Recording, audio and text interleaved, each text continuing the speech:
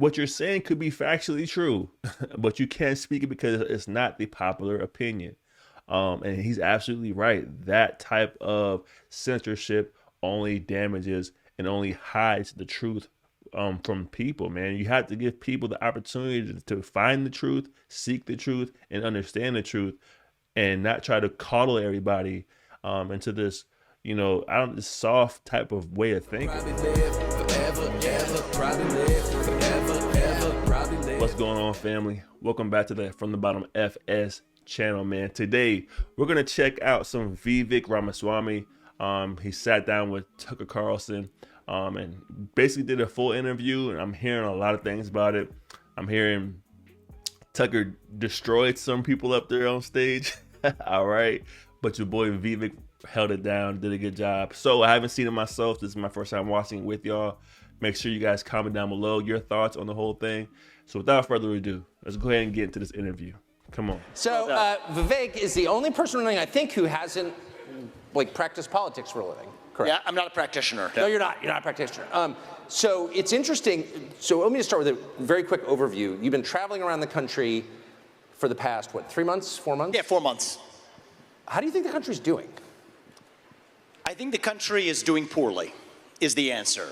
I think that we have a void in our country. I'm the first millennial ever to run for US president as a Republican. And I see people my age in particular across this country who are not doing well because we're starved for purpose and meaning. The people are looking to be part of something bigger than ourselves, and yet we've lost the things that used to ground us. Faith, patriotism, hard work, family. These things are gone, and so we're lost in the wilderness. And then we latch on to whatever the other side serves up for us. We could wokeism, transgenderism, climatism, whatever it is. These are symptoms, drug addiction, depression, suicide, you name it. These are symptoms of a deeper void of purpose and meaning in our country. But Tucker, I think the good news in that is I think our country's not doing well, but I think that this is also our opportunity as a movement to level up and fill that void, that vacuum, with our own vision. Individual, family, nation, God. When I talk to young people about this, they're more interested in that than they are in race, gender, sexuality, and climate. And so now we got to start running to something as Americans, and if we do, I'm confident that our country will be doing well again. That's where I'm at. Is it my imagination, or are people who weren't raised in traditional religious households, who haven't spent a lot of time thinking about theology, all of a sudden talking about God a lot? Do you notice that? I do notice that, actually, and I think this is a good sign because there's an old expression, right? If there's a hole the size of God in your heart and God does not fill it, something else will instead. That's what's happened in the last decade in our country. Something else, some secular religion has filled that void. But it hasn't really satisfied our moral hunger, right? And so that's that effect is fading, and I think people are hungry to turn back to the real thing. The conversation's coming up, but they say it with a kind of prudishness. Yes. Right? God is a 4-letter word. It's sort of a thing you have to tiptoe around.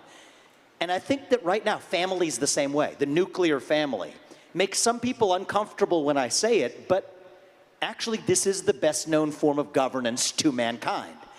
And so if we start talking more about, to be honest, you guys, I think I think with what he just said here, I think he's absolutely on point. We've seen kind of our the things we held dearly and held to a high standard and held with importance. It's like, as time goes on, other things come into play and kind of distracts us from from what really matters. So he's talking about family. He's talking about community. He's talking about being organized and being focused on a goal here. And we've kind of seen our, communities diminish into TikTok reels and Instagram reels and social media this and social media that, OnlyFans this, and it's become that's become almost more important than actually being a mother, being a father, being a person that's an organizer in your community. And that's where we're all going wrong. If you think about it, other countries are laughing at us right now. They're pointing the finger at us like, "Hey, look at the Westerners over here on TikTok. Look at their kids being brainwashed by this nonsense, spending 8 hours a day on their phones, you know." And for us to actually believe that, they're not watching us, we can't be fools. They're watching us, and they know exactly what they're doing. We have to be aware of our real enemies, and we have to be having the knowledge to understand that, we've been divided by race for far too long, and our enemy is approaching us, and we have to gather. We have to put together before this happens.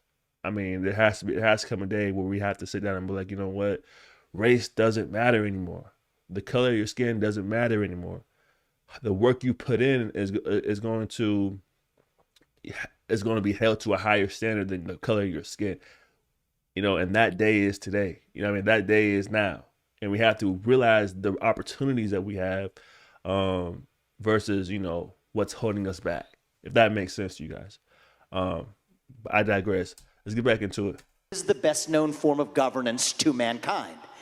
And so if we start talking more about, hey, that's what we're running to. That's actually what we stand for. Yes, we are one nation. I'm a citizen of this nation, not some nebulous global citizen somewhere else. That it is one nation under God. Yes, it is a nation that is stronger when we ground ourselves in the unit of the family. Then I notice something happens, especially for younger people across the country, Tucker, is they're more open to that message than they thought, but they need someone to serve it up to them. And I think I'm the first non-politician, but I'm also a younger person in this race. I don't have a ton of experience running governments before. But I think in reaching younger people, that's something I feel called to do in this race. And it's why we're traveling college campuses across this country. And I like how he's like really honest about that aspect, right? He's like, you know what? I don't really have a lot of governing experience. I don't really have a lot of experience within, city government and just state running for, but I do feel like I'm prepared. I do feel like I can make a difference from what I'm seeing if I was elected, right? So I guess he has to just to get the majority of the votes here, he has to just prove his leadership. Yeah, he's got to prove his leadership here. But his transparency to me is probably one of my favorite features about him so far. Let's get back into it. Feel called to do in this race, and it's why we're traveling college campuses across this country. And I am optimistic about what I see. Well, since you are a younger person and spend time with them, we saw yesterday that a group of reservists has been called up to Europe, apparently, to prepare for war with Russia. Of people in the age cohort who might plausibly be called up to do that, what's the response? I think there is no basis for us to send our young men and women, our sons and daughters, people my age or any age, to go defend somebody else's border halfway around the world when we should be using our own military to secure our own border in this country. And I will not apologize for that. We have to put the interests of this country first. And one of the things that does frustrate me, Tucker, is that this is one issue where I so love many of the other people who are running for this nomination for president. I think most of us and the entire field I speak for are in this for the right reasons. We are people who care about our country and want to deliver our country to a better place. But on this issue, nearly our entire field is indistinguishable in practice from where Biden is on this, which is in an undefined, ill-defined way pouring more money into a war that I think is destined to become Vietnam or Iraq all over again. And if you don't learn from the lessons of the past, you're going to be making the same mistakes on an even larger scale going forward. We have to end this war. We can end this war and start prioritizing the interests of actual U.S. citizens here at home. So I think, judging by the response you just got, I think a chunk of, I don't know what percentage. I like the argument there, because we always hear people say, America has its own problems. America has its own issues. Look at the homeless issue. Look at the poverty issue. Look at the prison issue. Why aren't we putting all this millions and billions of dollars into our own country and working on ourselves? And he has a good point there, man. We do send tons of money and people and resources overseas. And I get like there are allies. We should be there to assist. But at some point, you can't let your own castle fall trying to build or trying to retain somebody else's castle. You have to, we got our own problems to deal with here. All right. So we can't help them if we don't help ourselves first. Let's get back into it. Judging by the response you just got, I think a chunk of, I don't know what percentage, but a lot of Republican primary voters agree with you. Not all, but a lot.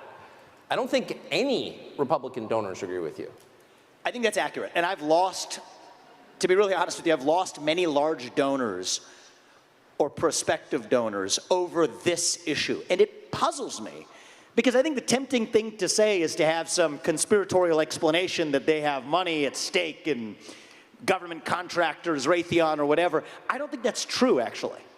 I think there's something else going on in the psychology of an establishment in both the Republican Party and the Democrat Party that is reluctant to the idea that we somehow can't be the ones fighting the war that's the popular war of the day, the politically correct war. I think there's no such thing as a politically correct war. And so what I ask is, how are we actually going to end this conflict in a way that advances U.S. interests? And the thing that puzzles me, Tucker, is nobody in either party is talking about this right now. He just said, he's lost donors over the things that he believes in. And I'm getting that he doesn't care. He cares to a certain extent, but at the end of the day, he's going to have his own beliefs. He's not going to be programmed and boxed into this idea of he could only represent this and only represent that. So we have to appreciate stuff like that, man. 'Cause we haven't seen, let's be honest, we haven't seen a politician or just an individual speak like that freely. Yeah, I've lost donors, to be honest with you, but it is what it is. Basically, right? We gotta put some respect on his name, man. Let's keep it going. And the thing that puzzles me, Tucker, is nobody in either party is talking about this right now. The Russia-China alliance is the single greatest threat that the U.S. actually faces today. And we are pushing Russia closer into China's arms by actually continuing to arm Ukraine. So what I've said is that I would negotiate a deal that ends the Ukraine war, frees the current lines of control. Yes, that means giving part of the Donbas region to Russia. I would make a hard commitment that NATO never admits Ukraine to NATO. And those seem like unspeakable words in certainly the Republican donor class. But we get something greater in return, which is that Putin, in that case, would have to exit his military partnership with China and remove nuclear weapons from Kaliningrad, which border Poland, and get the Russian military out of Cuba and Venezuela and the West. And this is a deal that Putin should do because he ends up winning. He gets things that he doesn't have today. But it secures American interests, too.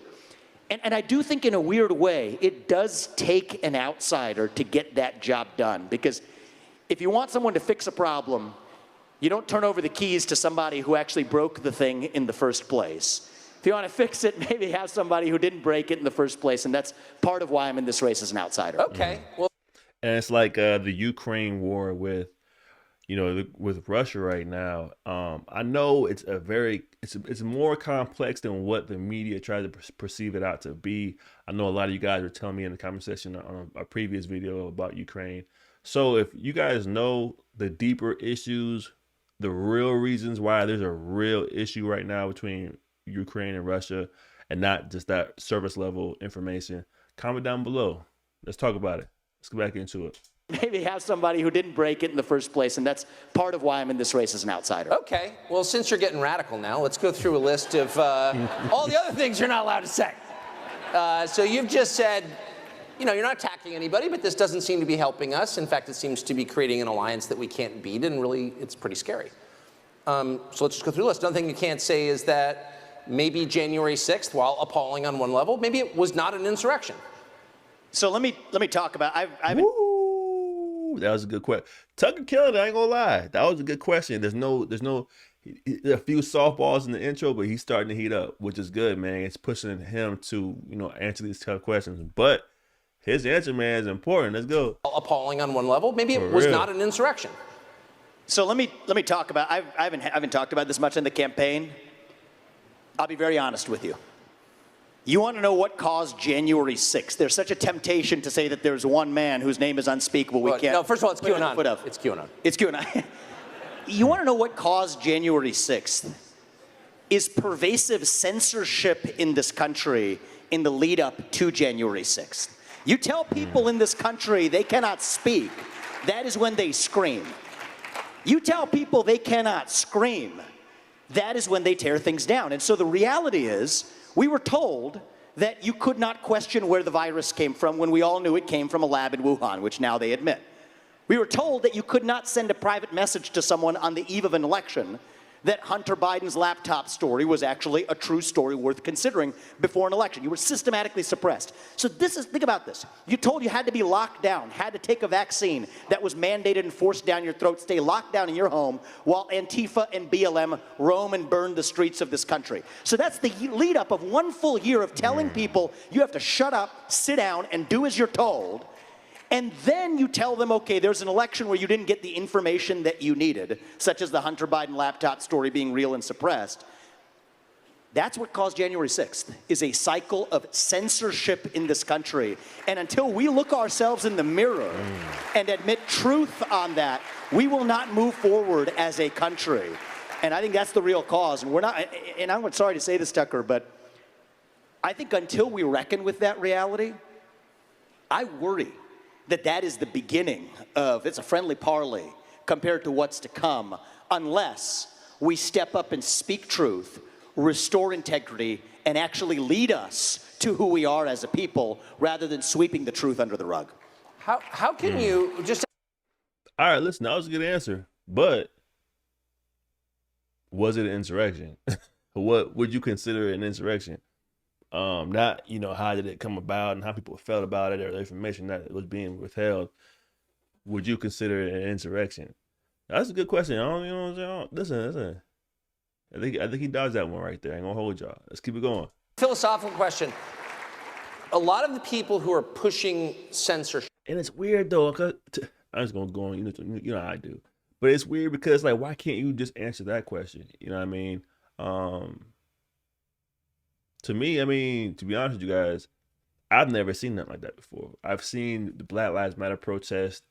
I've seen people, people burning buildings down, graffiti, destroying stuff, breaking, looting, entering stuff. We can call that looting. We can call that, we can label that for what it is. You know what I mean?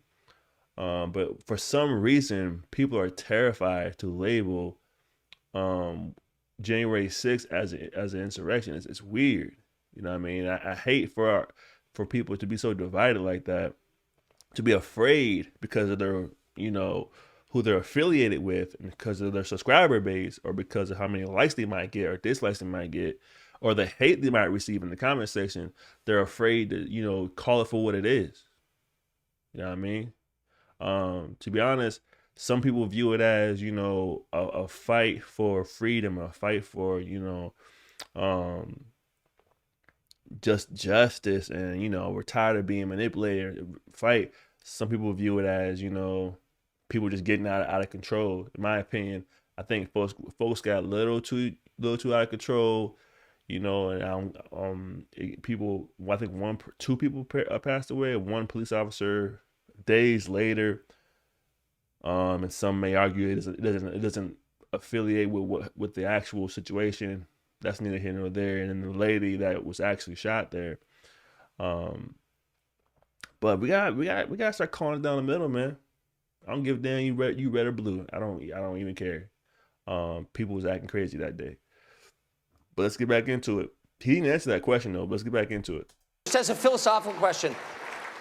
A lot of the people who are pushing censorship, in fact, I would say almost all of them in both parties, particularly the Democratic Party, claim they're doing so in order to protect democracy.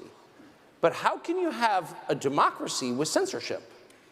So you want to know the best measure of the health of a democracy? We're a constitutional republic, but I'll use lowercase d democracy as a fill-in, right? Couldn't resist. People always applaud at that. I love that. It's just the truth, though, right? No, it is We're a true. republic. But the civics majors love it. Yeah, that's great. But the best measure of the health of our American democracy, our constitutional republic, is the percentage of people who feel free to say what they actually think in public. That's the metric. It's not the number of ballots cast every November. That's just going through the motions. It is not some other metric of what the media says on a given day. It is the percentage of people who will say in public what they're willing to say behind closed doors. There's no doubt we're doing poorly. The culture is censorious enough. Now, if you say the government on top of that is using social media companies to do through the back door what government could not censor through the front door under the Constitution, that creates the real threat to lowercase d democracy. My litmus test is if Vladimir Putin was doing it, true as facts, and we would call it a threat to democracy, it's a threat to democracy when we do it on this side of the Atlantic as well. Okay, that's a good way of not pointing the finger at somebody else, but looking ourselves in the mirror and asking ourselves who we really are. And this is personal for me. I'm a Republican candidate for U.S. president. It feels still new to say that. Not a politician by nature, but I bring that fact up, you know, now as of very recently, certainly polling reasonably well in the recent polls. And I bring that up because against that backdrop, Microsoft owned LinkedIn censored my social media account. They locked my account, said I can't get in to make statements that are factually grounded statements about climate change, about Biden's relationship with China, about the ESG movement's perpetuation of a climate cult in this country, all grounded in fact, saying that it violates their policies for hate speech, misinformation. And I'm not making this one up, they said violence in the email. And so in my case, look, I was able to publicize that. They were then claimed it was an error, restored the account, typical operating procedure. But it's that culture of censorship in our country that I think we also, I'm trying to do my part, where I was in Ottumwa, Eastern Iowa, earlier this week. Smaller event than this, but we're on the stage talking. Somebody walks in. She's screaming at the top of her lungs. We saw that. At first, I thought usually if they're screaming, sometimes they're in favor of what you're saying. So I said, thank you. But I realized that actually, no, she... When she bit you? You realized? she came... So she was out of control. Okay. Yeah. She really was, though. If you guys haven't seen that video, I'll tag it in the description below. Also, towards the end of this video. All right, but it was absolutely, she went absolutely crazy. She was just completely super emotional, going crazy. But he was able to, you know, maturely kind of, you know, de-escalate that whole conversation, and she actually came back around and spoke her piece. Very interesting video if you guys haven't seen it. Come on. I know her. Yeah. I ran into her at Dulles Airport last week. Yeah. We've all seen a version of her, but the truth is, so security was escorting her out, and it felt wrong to me, right? Because she came here to make a point. She was totally wild in the way she was making it, but I'm watching her walk out the door. She's at the back of the room now, and I said, this doesn't feel right. Right, because as I said earlier, you tell people they can't speak, that's when they scream. You tell people they can't scream, and she was screaming. That's when they're going to go tear something down. So I said, no, bring her back. We gave her the mic. I said, I promised. You ask your question, but I promise I get to answer it in return. She agrees to that. It turns out she's a pro-choice advocate, a my body, my choice person. I was going to the state legislature on Tuesday morning. I think she must have known that. Came to this event to protest my being there. But I give her the mic. She's just talking for, 3, 4, 5 minutes. But by the end of it, it actually turns out, the story comes out that she's a single mother who did bring her daughter into the world. And the things she was saying were things like, my daughter is successful. I don't want you to look down on me. And I thought it was beautiful that the more she started talking, the more she started making our very point of why we believe in protecting life. And so I said, disagreements aside, you are a mother. We celebrate that. The audience applauded. It's why I love Iowans. Wow. She broke down in tears and left. And so I'm moved by what is possible in our country. Our country is broken. We are spiritually broken. We have a spiritual void in this country. It is our job to step up and fill that void by practicing what we preach as conservatives. And so I'm hoping we're doing that. I love doing that in Iowa. It's been something that's really lifted me up in a way that was never an experience I had as a CEO or in business. I've never had these experiences as we've had in the last few months. And honestly, as broken as our country is, it leaves me optimistic about where we're headed. And you can listen to people. It's okay. Yeah, it's okay. It's not going to hurt you. you. Okay, so it's so interesting. So you, and I think the intro of you. So the big thing there was censorship, right? So that's been one of the biggest things in the last probably 5-10 years, man. We see it getting worse upon, media sites, your Facebooks, your Instagrams, your YouTubes, your, so on and so forth, to the point where you can't even speak. What you're saying could be factually true, but you can't speak it because it's not the popular opinion.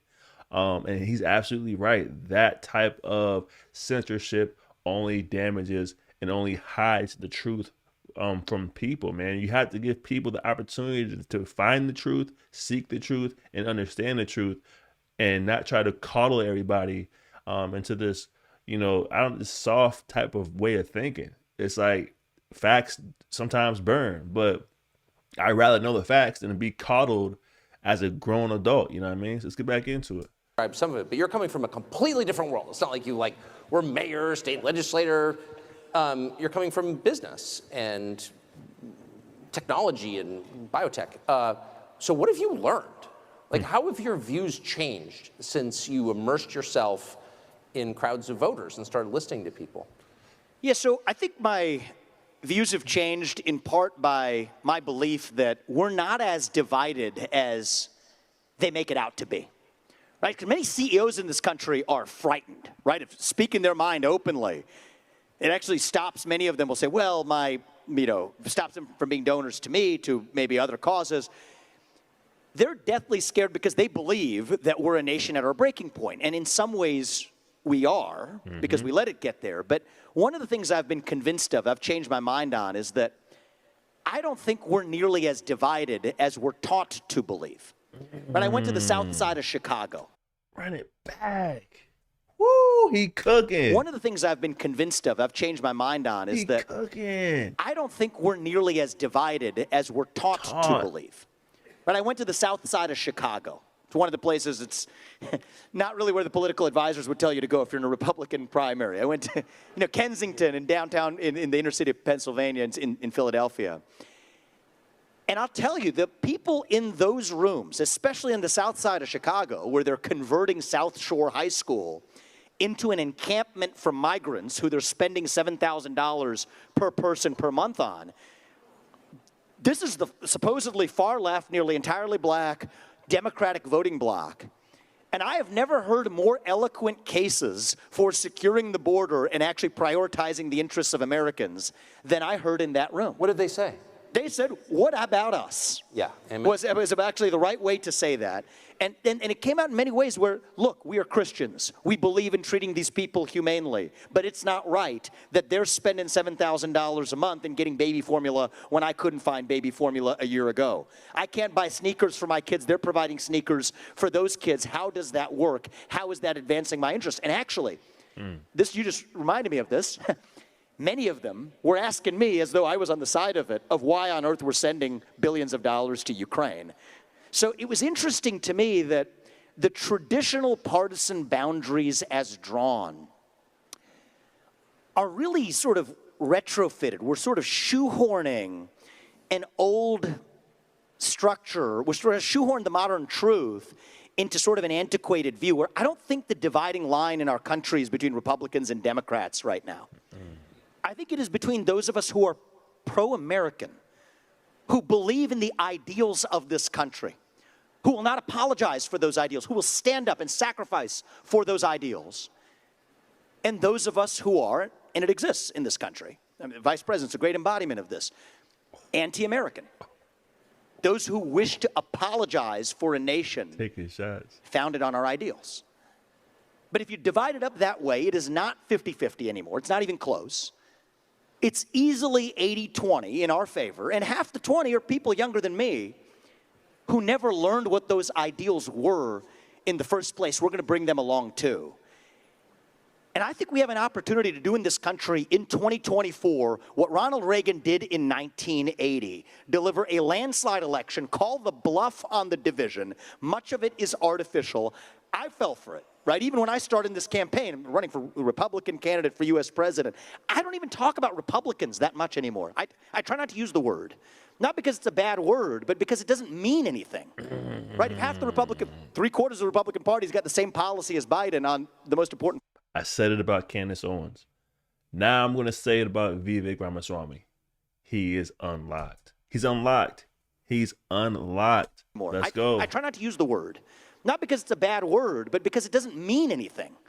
Right? If half the Republican, 3/4 of the Republican Party's got the same policy as Biden on the most important policy matter of our time, you know, and if much of the Democratic Party, or at least people on the south side of Chicago, believe in using the military on the southern border and putting the interests of Americans first, I'm not sure those labels are doing much for us now. And one of the things, I actually just got this stat yesterday from my campaign, 40% of the donors to our campaign are first-time ever donors to the Republican Party in any form ever.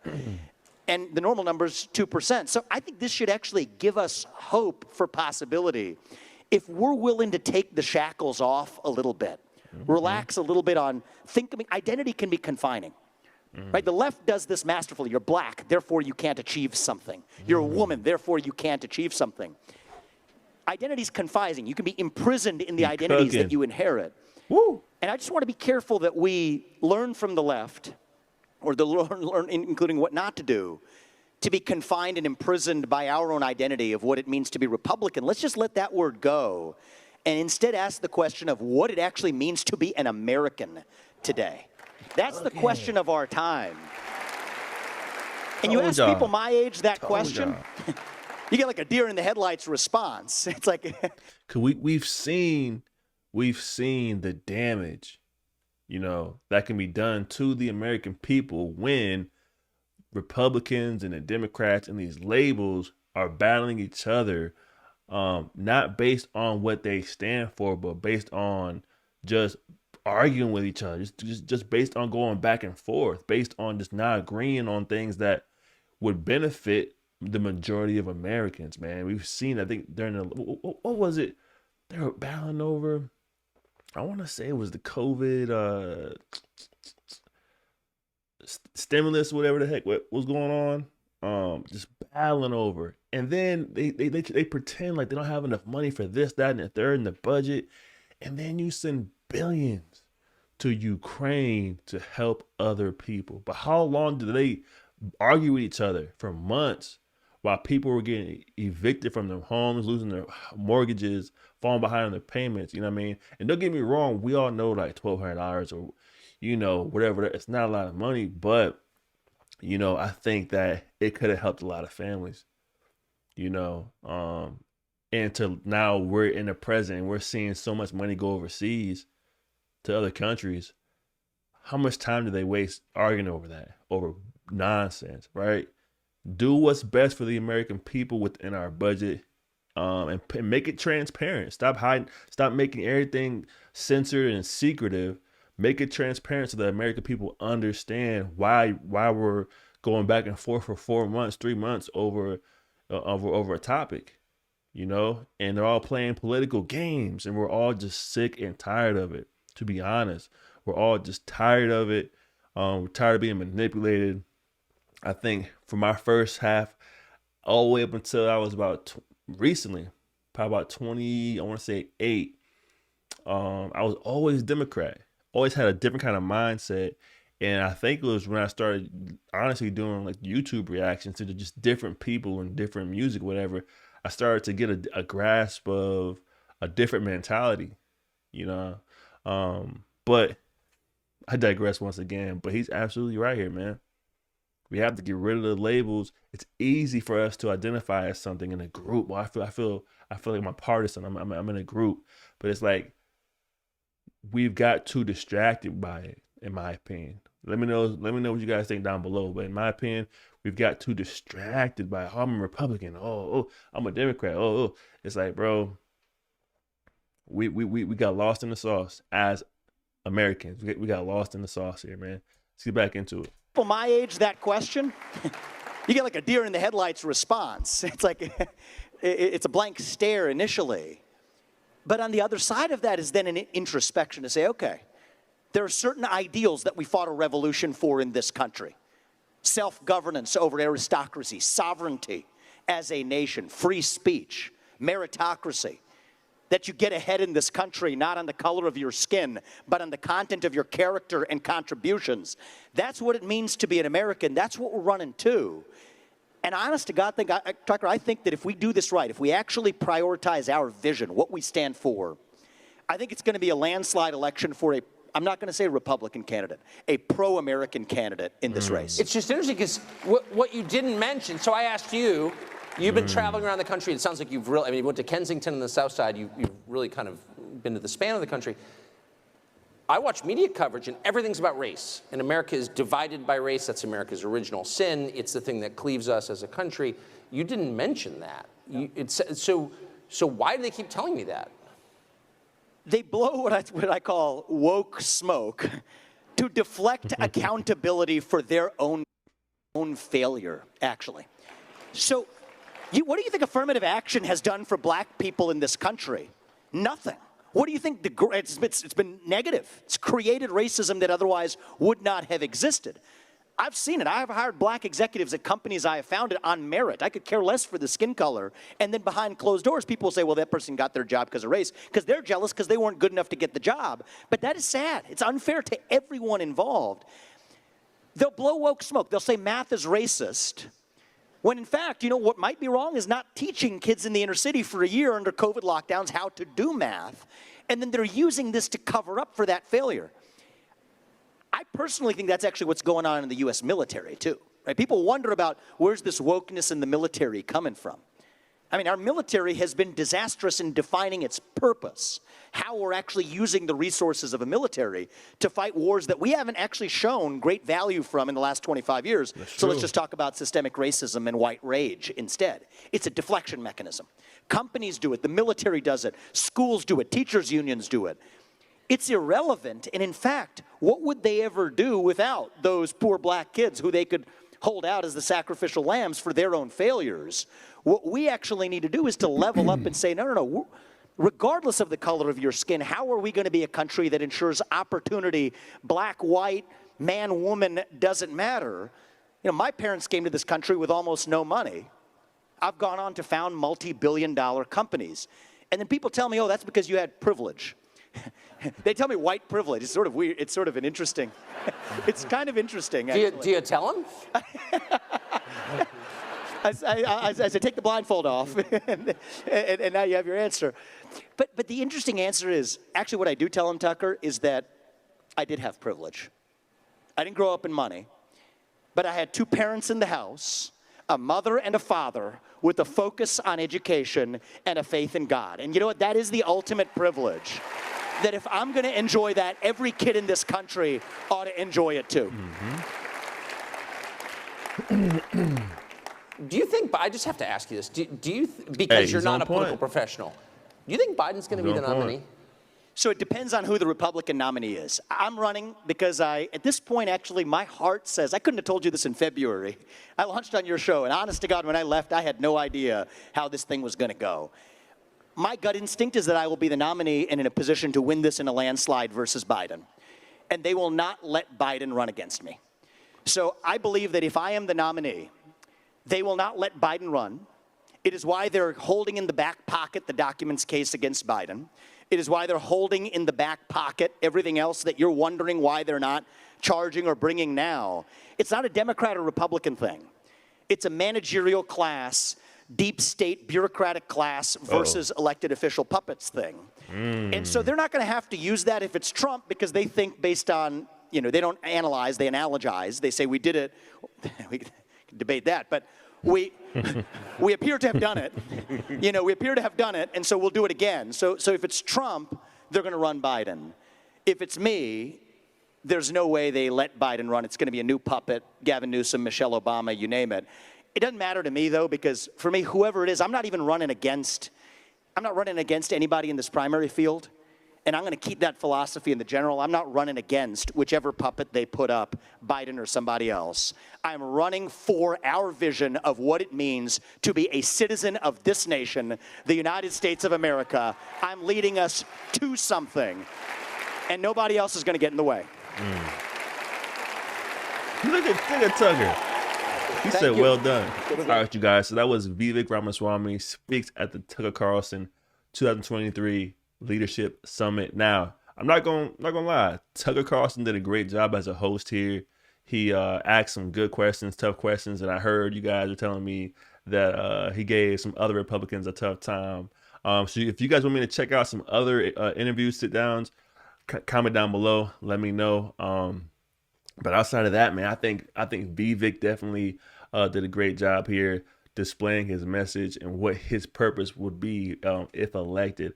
Even though DeSantis is probably his biggest competitor or competition in this run, he's not really focused on that. He's kind of focused on his own vision, what he wants to do, and the things he wants to get across to the American people. But listen, he's unlocked. He's not really focused on the identity politics, the Republican, Democrat, the woke nonsense, extreme right. All like he's not really messing around with it. He sees I think America for what it is. He sees his own issues of what he wants to work on personally and wants to make improvements on, and he has a lot of great ideas, man. So if you guys like this content, make sure you guys click like, subscribe down below. And also, I will tag the video with the young lady who had the moment, all right, in Iowa, right here. So if you want to see that, click this video next. Like you can go ahead and it's right there. You can go ahead and click it whenever you're ready. Whenever you're ready, you can click that. I mean, we're still here, not sure what's going on. Listen, I appreciate you staying this long in the video, but you can go ahead and click the next video, you know.